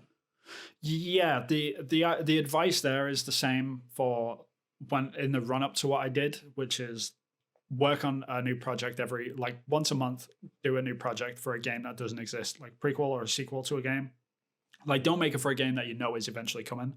Like, there's no point in making concepts now for something like The Last of Us Part 3, because we know that it's probably going to be coming, or something like... Or Horizon Zero Dawn. Horizon Zero Dawn 2. Yeah, that's a perfect example. Like, the game isn't out yet. We know it's coming. There's no point doing concept art for that, because you're just competing with something that already exists. Like, the concepts of them games would have been done 2 years ago. Yeah. So no point. So people that are hiring, they're not going to be working on that IP for this next time coming. Yeah. Okay. So make concepts for a Horizon Zero Dawn sequel or something, you know, not a sequel, sorry, a prequel. So something that happened before, like something that you know that they're not working on. How the dinosaurs. Ooh. See, there you go. That's pretty good. Yeah, there's a load of like how the hell we haven't seen concept art for like a Pokemon MMO, or we haven't seen. I don't know. There's so many ideas out there that people are screaming for, or like a whole bunch of Half-Life 3 concepts. Like, why don't they exist? Like, this is like the perfect stuff for people to build up portfolios with, and they just never do it. And those are sort of things that would get featured on Kotaku. Exactly. It's free exposure. I mean, I would never suggest to people like try and get featured on a website to get hired. Like, that's such a ridiculous way to get hired. I know that's how I got like my step in the industry, but it's not. Yeah, but you didn't feed that to a journalist. You didn't proactively seek that. It's just something that happened. It's just something that happened, and like that sort of. But at the same time, you're trying to get your portfolio out there. Yeah. So you're advertising on social media and things, or your platforms. Like you said, it was DeviantArt at the time. So now be posting on websites and things. Yeah, like ArtStation is your best bet. I mean, Yeah. the difference is like you need exposure. You need to show your work to as many people as you can. But the important part that people need to remember is you need to show your work to the right people. Like it's no use you getting 3,000 likes on Instagram when you could get 20 likes on something like LinkedIn where, you know, like a bunch of More- art directors are following you. Yeah. Because I would prefer them 20 likes from the art directors than the 20,000 on Instagram. Because what you're doing this for at the end of the day? Like you're trying to get a job, right? Like if you're trying to break into the industry, then you need to show the right people your work, not just more people, because more isn't always better in this case. It's all about the quality of people, not the quantity. And is it the same now as it was? That feels really old just saying that sentence.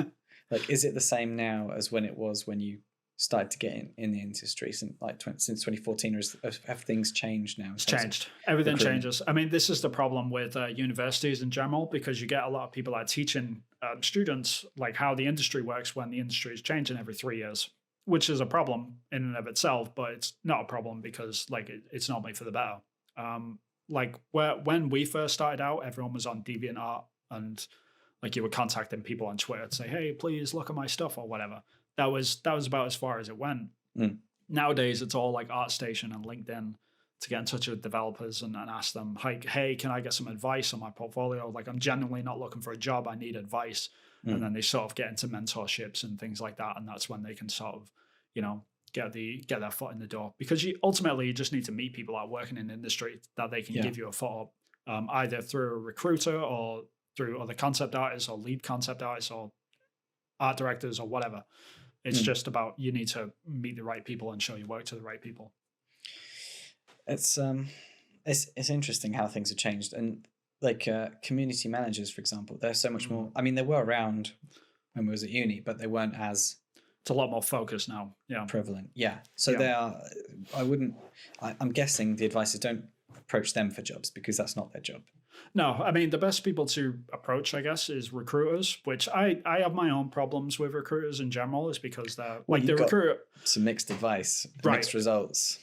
Exactly. I mean, it depends on the studio, but you get, so like most recruiters, if they look at your work and think, yeah, this isn't good enough, 9 times out of 10, they won't tell you that it's not good enough. They won't even tell you anything. They just won't reply, which is the worst side of it, because that reply, like that lack of reply, could mean 20 different things, right? It could be like, oh, your portfolio is amazing, which is not hiring right now. Your portfolio is amazing, but we're only hiring people within our country. Or your portfolio is garbage, you need to work on it. Or stuff like, it could mean all of these things. Obviously, the problem with this is like, it's ambiguously negative, right? Like you automatically go for the worst thing, which is like, oh, it just must be like I'm not good enough, when it could be a myriad of other things. Yeah, it could be I'm too busy to look at it. Right. This has nothing to do with the IPs that we're looking at now. Yeah. You don't have a blade of grass in your portfolio, and all we're doing is jungle games. Exactly. Or the exact opposite, where you've just got stick salesmen, but we're working on Watchdogs. Yeah. Because there's no way you could have known about Watchdogs, I suppose. No. Or is there anything you would have done differently? I mean, would you have started off? So now, knowing that you've worked on the IPs you've worked on, and now knowing that the advice you got was ultimately helpful because it got you in the industry. For sure. At the same time, it had nothing really to do with the work you were starting off with. Yeah, so I mean, would you have gone and done Watchdog Legions? Would you have? So that's not my question. My question is, now you know what you know, would you have done like an industrial project, a jungle-y project, something else that's a different environment that I can't really think of, and characters like an Assassin's Creed somewhere else, futuristic, historic, all the different genres? Would you have done more genres? Yeah, I mean, that's where like the month-long projects come into handy, right? So like if I did you have anything in your portfolio that was Watchdogsy? No, not really. I mean, that's the strange thing, right? But like if I hadn't gotten that job at Ubisoft in Osaka, like back in 2014 or 2015, I would have moved off onto like the post-apocalyptic stuff for Last of Us, and then I would have done that for a month, and then I probably would have moved off on something urban, and then I would have moved off onto something fantasy, and then I would have been jumping around a lot. Yeah. I think I had like a Elder Scrolls 6 on my list or something at one point as well. Oh, okay. That was another thing because Bethesda. And now there's no point in doing that now. Right. So yeah, anyone listening, don't do that. Don't do that. Yeah, exactly. Or do a prequel. Do something. Right. Or Elder Scrolls 7 or something. Yeah.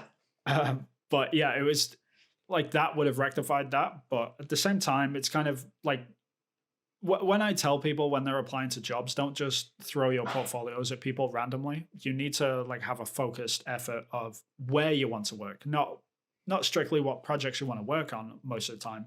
Because I knew I wanted to work at Ubisoft in Montreal, but if you look at all of our projects that we do, stuff like Watch Dogs, Far Cry, Assassin's Creed, like it's all kind of different, like so depending on what you hit, like they just want you in the studio at some point, like if you can sort of diversify a little bit. So it was like I couldn't have aimed for a Watch Dogs because at the time I didn't even know they were working on a Watch Dogs 3. Like I got the interview and they're like, okay, the IP is actually Watch Dogs. We're going to be doing a sequel and it's going to be set in a place that quite well. They said that was the only thing that they told me. I was like, that could be Japan or London. Norwich? I'm not sure. Right. Yeah. Ironically, Norwich was in the last Assassin's Creed game. So yes, it was. That could have been right. That was bizarre, right? Did you have any conversation? I mean, you must have had conversations. All that stuff was done by the time. Yeah. Which was a shame. I'd have loved to have been a fly on a wall and have that conversation. And yeah, one of the funny things about Valhalla was the settlement that you set up as the main character is called Ravensthorpe, and in West Yorkshire, where I went to college, there was a town called Ravensthorpe, like pretty close by. And they had no idea that, like, the Assassin's Creed team had no idea that Ravensthorpe was a real place. Like, they thought they invented this amazing name, and they were like, "Yeah, it's perfect." Because Thorpe did they not know that? Right, and like Thorpe is, I think it's the Old English word for like farmstead or something, or settlement or something. And obviously, it's the Raven clan, so Ravensthorpe like was perfect for them. And they were like, they were super proud of themselves for this name. There's like 2 Ravensthorpes in England. By the way, guys, it was hilarious. How about you Google it? Right, pat yourselves on the back. Hilarious. Stuff happens all the time. Wow, that is great. That is great. Yeah, but I like going around Norwich and like running around. And the major thing I took was bit hilly. Yeah, a little bit. Yeah, bit too many hills here. Yeah, and you can definitely walk to Scarborough in about 5 minutes as well. Just running across the grass. Just run across a few fields. And exactly. And then you're in Scarborough. Yeah, that would make sense. Yeah, or like follow is the river? I don't know does the river go out of Great Yarmouth? Yeah, I think so. Yeah, like just follow the river to Great Yarmouth. No, I don't know if I've got my geography right there, but yeah.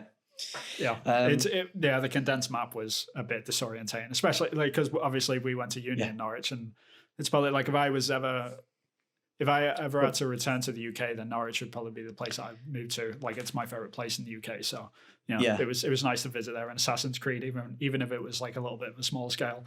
Yeah, I mean Buckinghamshire is just about 25 minutes away from here, and the River Ouse is in the game, and I used to live on the River Ouse. And so I walked all around it. So I must have walked around where my settlement was. Old Stony Stratford, which is around, and Toaster now, one of the oldest settlements in history in the UK that's been continuously lived in. Yeah. So it should have been in the Assassin's Creed game, and I didn't see a toaster. Although in Roman times it would have been lactodorium or something like that. Anyway, it sounds like a condition, doesn't it? Yeah. Oh, I got lactodorium. Yeah. There's definitely medicine for that. We're kind of a bit off topic, really. But yes, so that is your story of how you invented Assassin's Creed Japan. Yeah. And it's interesting that your game idea kind of got realized. Just not by us. Just Wrong not company. by you. Should have applied to a different company. Should have applied to a Sucker Punch because they clearly saw that, Ubisoft weren't making it, and they were like, you know what? We're sick of you guys not making this thing, so we're just gonna go and do it. And you worked on Assassin's Creed, so you did that. I'm at uni. I'm doing video games. I'd love to work in the games industry. Ticked it off the list. Ticked it off the list. Yeah, I mean, I've been quite fortunate with all of the like Ubisoft IPs. The only big one I haven't worked on now is Far Cry. But I've worked on Watch Dogs, worked on Assassin's Creed twice, worked on Odyssey as well, worked on Division 2, I did some key art for that. For Honor did a little bit of key art for that. Hmm. So I've been So quite well lucky. used. Yeah. Yeah, I've Is been that- quite lucky to jump around. Is that quite unique to the profession? Kind of as well, because like the thing that I mentioned before, when I worked freelance for a year when I was working in the film industry, a lot of that stuff I was doing, like sort of in the last 6 months of doing that work, I ended up doing like a load of indie movie posters, which seems like inconsequential now. Like most of the movies that I did like never came out, but the like the posters themselves, like the actual work, is what we now call in industry key art or key art illustration, which is sort of when you see a game cover or you see what they call splash art on like Overwatch and things like that, when you see like the characters in high definition poses and whatever, and really polished images that are put on like E3 banners and stuff, that isn't concept art. Like that's one of the biggest sort of like misconceptions about what we do. That's key art illustration. Open the concept art folder and just put it onto a banner. Drop it in. Right. Yeah. No, that's not how it works. All that stuff is like hand catered and it takes a long time. And key art, you can spend up to like 3 months working on like a single image sometimes. Like they're that like sort of finely tuned and right. This is committees that are working on that sort of stuff. So all the stuff that I did for like the movie posters and stuff actually came in handy, because then when I stepped into that, like the first entry that I had into like the bigger Ubisoft stuff was when I was working freelance. I got a job from someone called Will Wells. He's a creative director at, I think he's at San Francisco studio, but he basically works on all the key art stuff. Well, he did at the time anyway, on a load of our different IPs, and he hired me freelance to work on Division 2 and For Honor. Did some stuff for that, and then I got my job in the studio. But it wasn't like they were actually separate entities completely. Like they, I found out afterwards, like they had nothing to do with each other. But it was just through like pure like luck, I guess. Like I got to work on all these different things. But as a concept artist, I've only worked on Watch Dogs, Assassin's Creed, and I'm now on Rainbow Six Quarantine, as it's known to the public at the moment. Okay, that's interesting. Yeah, so, that's a thing. Yeah, got to dodge around that. Yeah, we can't talk about that. No, I mean much. the game has been announced, so I can say that I'm working on the game, but I can't like obviously go into any other detail other than that. Yeah, and so is your main job title, or has been? Would you call it key artist then? I was a key artist before I started working here, but on Watch Dogs Legion, I was credited as a concept artist, and on Rainbow Six Quarantine, I'll be a concept artist as well. So I think the major difference then is when you're a concept artist, you are creating concept that is to be worked on for the production of the game. Exactly. I mean, concept art and key art illustration are so separate and different. Like, and a lot of people get confused. Even people that are going into industry as a beginner as students, they think that, oh, I want to be a concept artist, so my artwork can be on a game cover. It's like, you're going into the wrong job. That's not what it is. Concept art is purely for production, and that's it. So we come in, and our work isn't meant to be seen by anyone but other than the production team. Whereas key art is meant for consumers of the game itself. Yeah. But concept art itself is just for production of the game. Either we pass our concepts on to 3D artists, lighting artists, marketing department.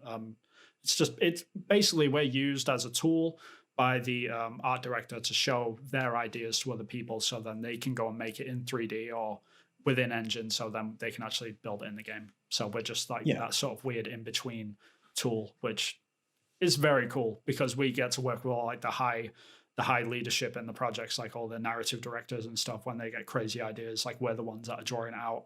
We're not like, like it's a bunch of fun. And it's the greatest job in the world. Pet baboon, and then they need to only wear blue, and the whole world. Some of the meetings I've been in are like that. It's ridiculous. But quick, get that down sometimes now. It works. Sometimes it works. Other times it doesn't. But what it used to be, like when we were in uni, we were taught about concept art is to say, okay, this is a tool for you to show 3D artists what they need to build. Concept art has changed so much over the past sort of like 5 years that we're now passing it off to other people as well. So lighting artists and things like that. So everything is getting super high detail now. And if you go and look at the concept art for stuff like The Last of Us and Ghost of Tsushima and things like this, like the really high detailed stuff, because we need to put in a lot more information. into our concepts now, because it's just more people are looking at it and using it for their getting purposes. more we're getting more in the pixels, but also more teams are using that info for things. That's the one thing that I took away mainly from your concept art that you showed about for Watch Dogs was the lighting. That one thing to me was like, it was really weird in that it was uncanny, and that kind of for me sums up that game, because it's uncanny in lots of different ways. And the lighting was really well done in the game, and your concepts looked like the game.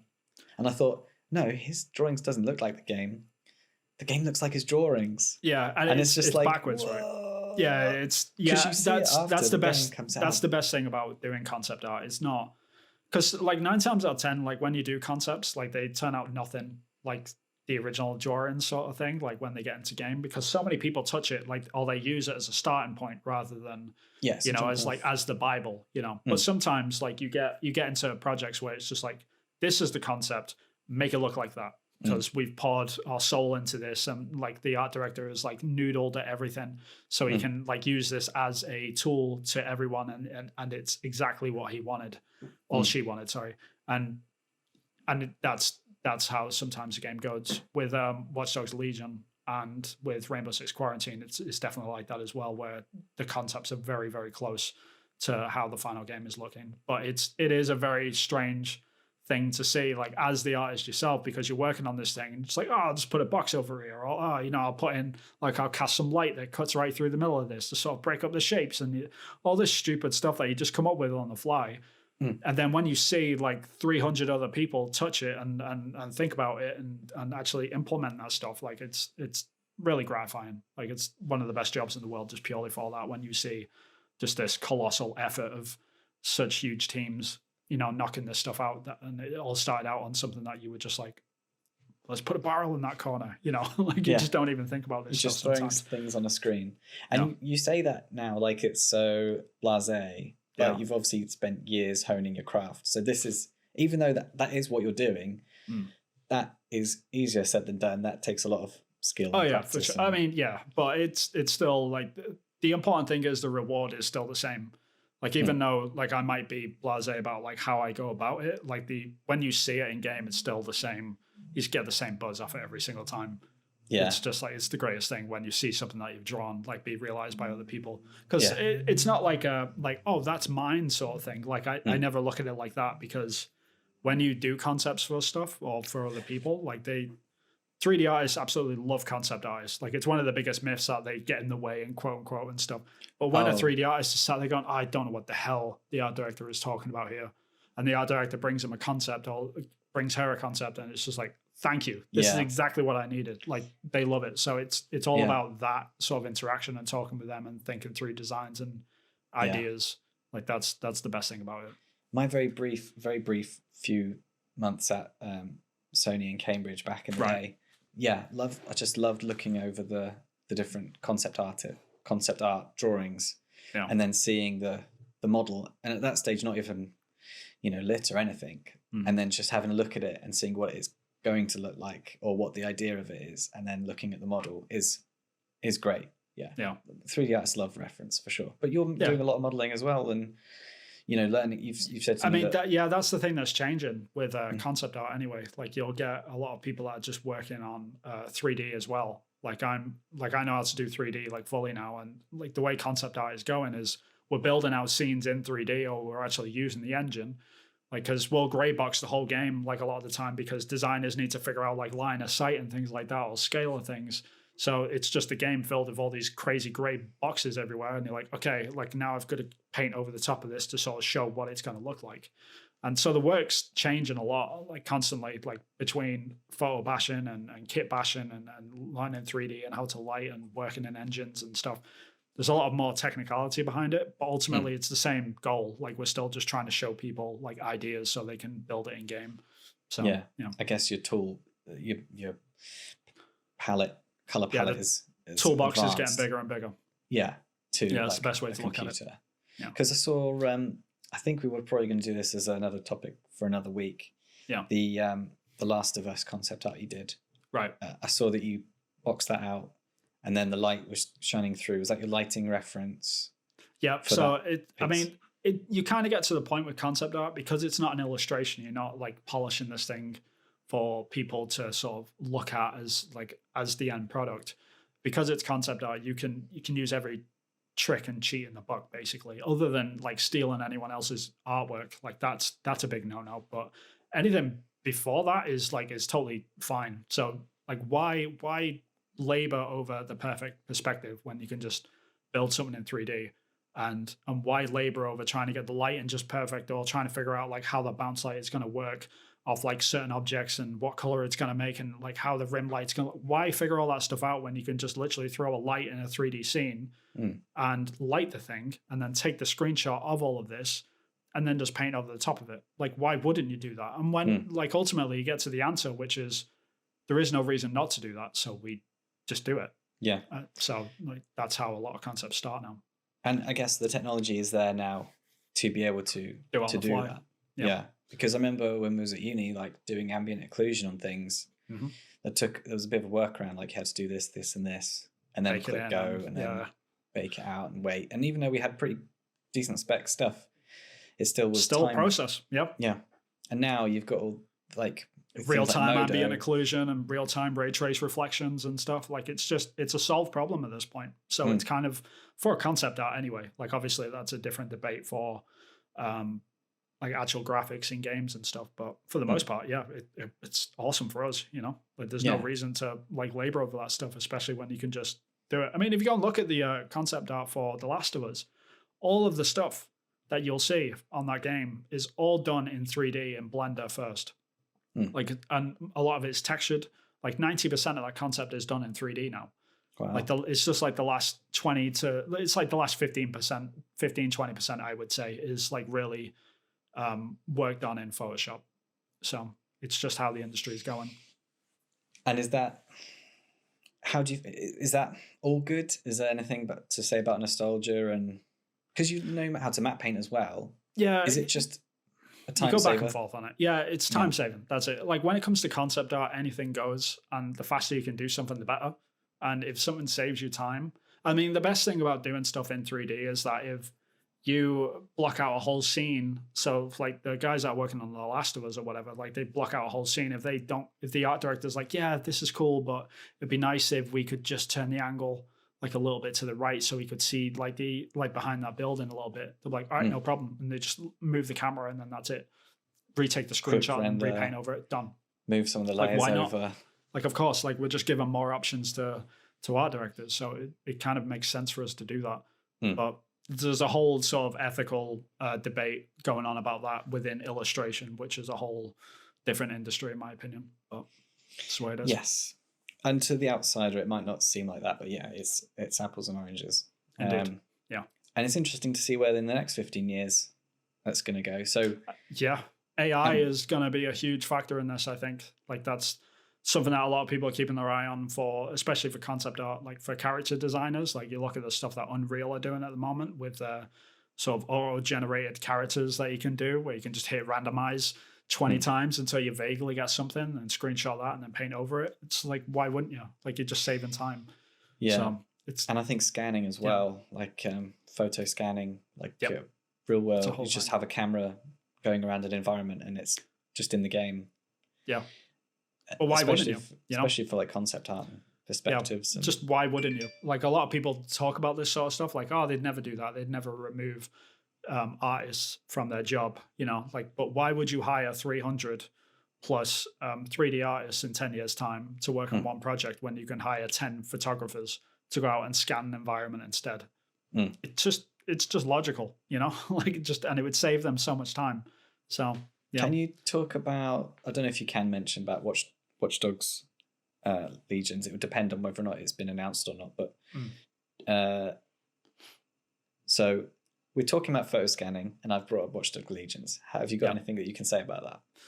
I don't actually know anything about the 3D pipeline game, I guess. Like, I'm sure there was probably some photo scanning somewhere. Like, it wouldn't surprise me.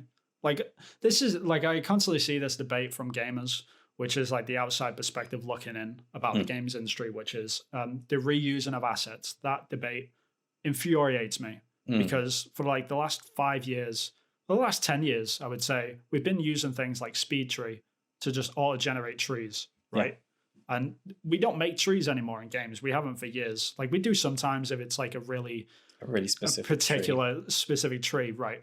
But like for the average tree, what you're running past in the landscape, 9 times out of 10, it's going to be made in Speed Tree, which is an auto-generated tool. Yeah. Or it's going to be reused. Look at some, yeah.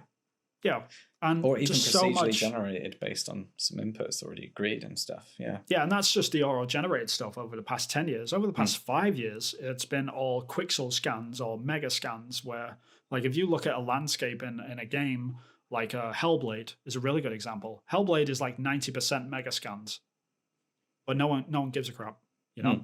Like they're reused in multiple different projects, like across, like between movies and TV shows and video games. The exact same scan, the exact same asset is just used over and over and over again. No one ever talks about it.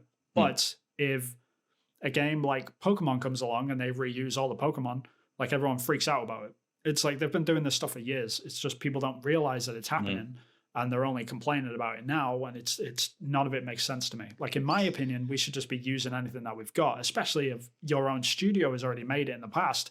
Like, why wouldn't you be using it again? Like, it's absolutely ridiculous. Like, it's crazy that you wouldn't. So I just don't. I don't get it. It confuses the hell out of me. To me, it's like, what do people feel like they want to get out of a video game? Because the end result shouldn't be, I want new models. Yeah. Like, why are we remaking Rocks over and over and over again? Why would you? Like, no one wants to play a video game to have new models of things. Like, no one would buy a game if it's, look, this is the new model game. All the models are new. And there's no story. There's no. The real question is to them people that sort of do have a problem with that sort of stuff, as you're saying, is you ask them, would you prefer to have a game in 4 years' time with just reused models or assets that you never actually really notice are there unless you really looked and stuff? Like there's a load of trees in Red Dead Redemption 2 that literally lifted out of Grand Theft Auto 5. You know, there's like they're there and stuff and people have found them.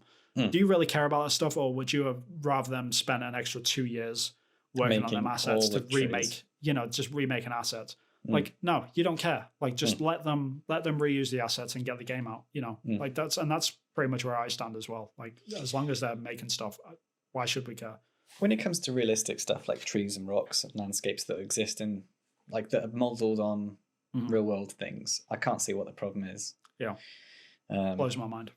It's like, because then you get into the argument of, well, if this game features, St. Paul's Cathedral, I want to, and another game also features St. Paul's Cathedral. It's like, well, let's just copy in that game. You've just lifted that game. It's exactly the same. Like, I want a new game. It's like, okay. And sometimes you can do that, and sometimes you can't. Like, there was a load of, I'm pretty sure there was a load of assets which, they probably tried to bring over from like Assassin's Creed Syndicate and put into Watch Dogs Legion or something, but the doorways are bigger and like the scale's off and the texture sizes have changed because of the new generations, or like the engine improves in some way so they can't actually import the, like there's so many weird technical things that is hard to just, you just can't do it sometimes. So I wouldn't be surprised if that was a different model for technical reasons. If there was a way for them to copy and paste it and do it cheaply and it work, why wouldn't they would. For one? If it looks like St. Paul's Cathedral, doesn't matter, does it? Yeah, especially if it's a real world thing. But yeah, it doesn't always matter though, because like when it comes to stylized stuff, like you can't just reuse that stuff because you need to build that stuff from scratch, like something like that looks like a Ghibli movie or something. So every case is different. Stylized stuff is I like stylized stuff, and otherwise everything would be a simulation. Indeed. I think that's probably a pretty good place to wrap things up. I think so too. Yeah. So we've got off topic from Assassin's Creed Japan. It's all good. But in a nutshell, that's basically what happened. That's what happened. Yeah, I mean the way that it worked out, I got hired because of Assassin's Creed Japan. Unfortunately, we never got around to making it, which is a shame. But at the same time, as we've mentioned on last week as well, Ghost of Tsushima does exist. So it does exist. It's just you kind in a of different context. Create Assassin's Creed Japan. You kind of a little bit. You had your hand in playing. I'm sure there was some influence though. I would like to think. Like I don't know if we can talk about that, but there was definitely some hints that it might have, might have come into some discussion somewhere about like, yeah, that's a whole different thing though. Yeah, that is a whole different thing. But what we can say is, because you did some drawings and it got shown on Kotaku, I mean, I would definitely, some people that worked on the game would have seen the article back in the day. Yeah, for sure. I know that to be true, directly or indirectly, you have probably had a hand in producing something akin to Assassin's Creed Japan, which is kind of cool. So something to do with Ghost of Tsushima, but that is a long shot to sort of put through. But yeah, I mean, it happens a lot where you're linked to it. So there's some chain there, I guess. But and in that respect, so am I. I'm part of that journey because we had conversations about it. So I'm.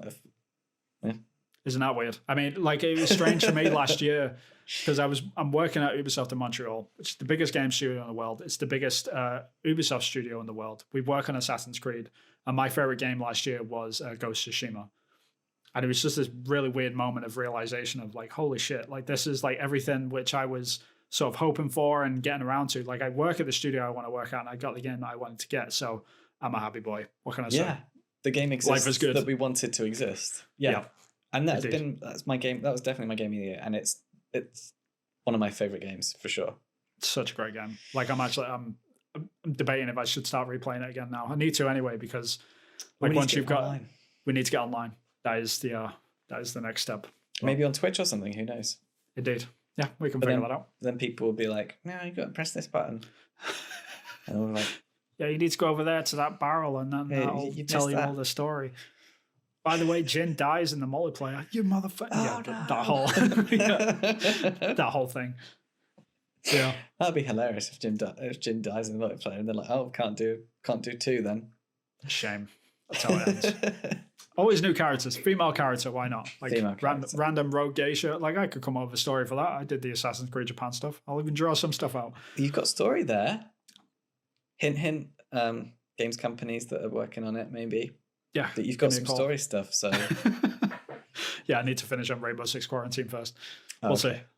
We shall see. But anyway, yeah, we should wrap this thing up anyway. Thank you everyone for joining in and listening to us this week.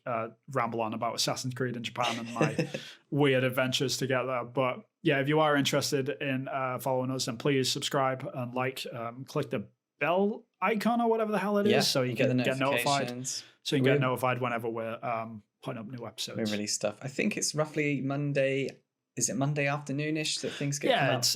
It's basically Monday. It's the best way to describe it, because like if you're in America, then what you get on Monday it'll be Monday morning for you, but then in England it'll probably be during the day, and then if you're in Russia, then you're probably doing something else. I don't think we've got any Russian listeners yet. I don't think so. Not yet. Maybe one day. We'll see. If you're Russian, please leave a comment.